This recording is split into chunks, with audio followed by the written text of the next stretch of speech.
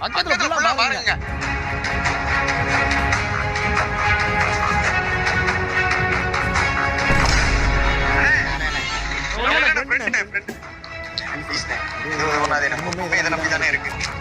காசு வேணா வச்சுக்கேன். குடும்பமே திட்டு போய் கொடுமா?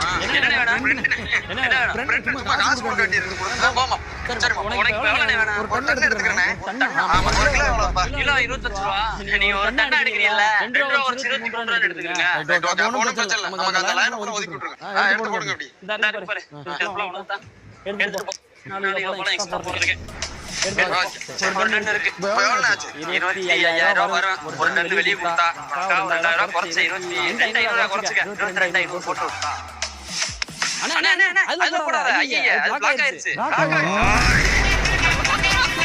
எடுக்காதே.